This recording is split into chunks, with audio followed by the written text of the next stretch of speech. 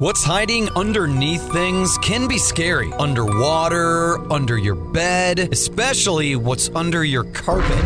Except when you get new carpet from Carpet One Floor and Home. After tearing up your old carpet, they'll vacuum and apply Health Annex antimicrobial to your subfloor, disinfecting and killing mold, mildew, and any remaining general awfulness. Carpet One Floor and Home goes the extra mile to protect you, your family, and your home. Carpet One Floor and Home in Columbia, making your home beautiful, guaranteed. Good morning. Welcome to Radio Friends on Tuesday, May the 10th. Always a pleasure to have you with us. Today we're going to talk about something that I hope you'll stick around for this, because a lot of people don't like to talk about death and dying. But you know what? It's something that we are all going to do. We have to face that fact. At one point, each and every one of us are going to take that step into the great beyond. Yes. And I can tell you, the older you get, the higher up that the numbers go on your age, the more you think about it. I mean, I wake up from time to time. I feel good health, and I think, well, you know, how much longer do I have on this earth? I'm going to be 77. I'm 3 years away from 80. Am I going to be around another 10 years or so? Nobody really knows. That's right. But it's important to think about that. It's important to make plans. And our guest today, I didn't mean to get such a long intro there, but our guest is Mickey Havner. Mickey is an end-of-life doula. And for some people listening who may not know, explain what an end-of-life doula is. An end-of-life doula is a non-medical professional who gives emotional and spiritual support to a person and their loved ones when they come to the end of their physical life. Now, is this after a person has already gone into hospice and they know they're dying? Is that when someone might call an end-of-life doula for assistance? They might, but they might be just thinking about what's going to happen 5 or 6 years when I go, and maybe I should be better prepared. Right, because nobody really knows when that time is coming.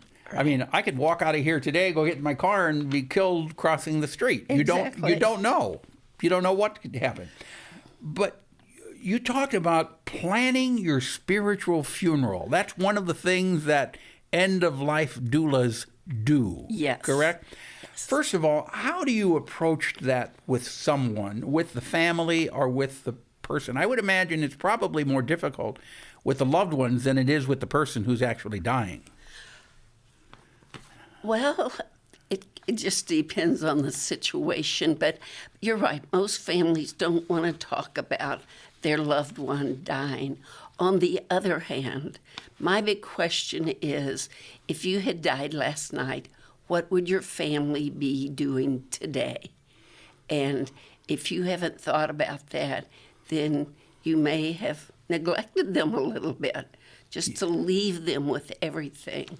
So in terms of funerals, a lot of people buy a funeral plan, they pick a plot or decide they're going to be cremated, but they don't think about what will be said about them At the funeral. At the funeral. And if the celebrant does not know you very well or doesn't know what was important to you, they might not say those things that you would hope people would remember you for. Okay, so that's where, guys, if you really, want to make sure that the right things are being said about you while you're laying there, not able to come back with a comment. Exactly. You want to have this all written down. The last word. Yeah, you want to have the last word. So she's got here, it's planning my spiritual funeral. And number one was 5 highlights of your life, people, events, successes. So you write those down. Yes. So you're going to write. You tell people, write all this stuff down. put it in the safe deposit box and have it ready for whenever the time comes. Right, but not the safe deposit box. Oh, that's right. I would give a copy to my pastor.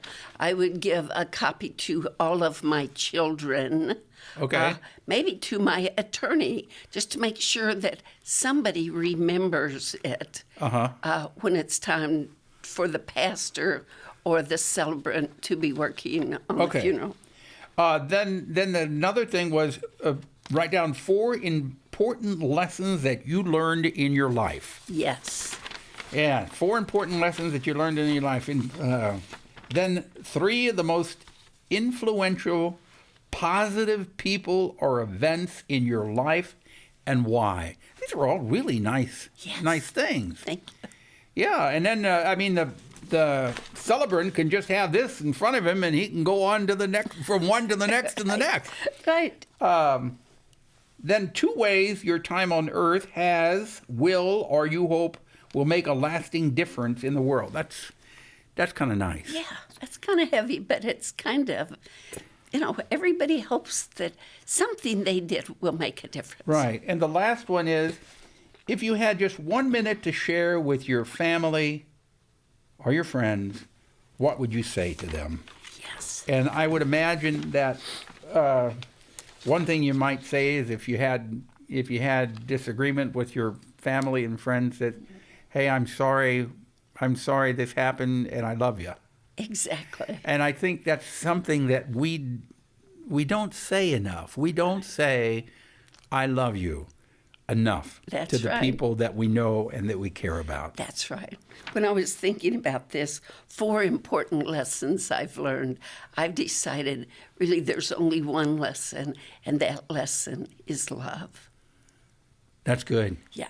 That's good. That's what it's all about. It is. And sometimes if you love and you're afraid of being hurt, but just think of the alternative if you don't know love at all. Exactly.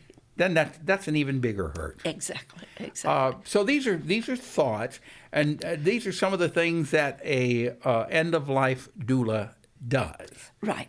And if someone wanted me, I could email them a copy of this. Okay. Just email me that you want the. Okay. So what's your email address? It's M. Havener.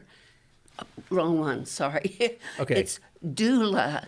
Mickey. Okay, that's Doula, like doula. Doula Mickey at socket.net. Now, we've got less than 30 seconds left here, but when you first start with somebody new, with an end-of-life doula, what's the most important thing that you try to get across to them? That their goals are most important, and my job is to help them accomplish whatever it is they want before their death. Yeah.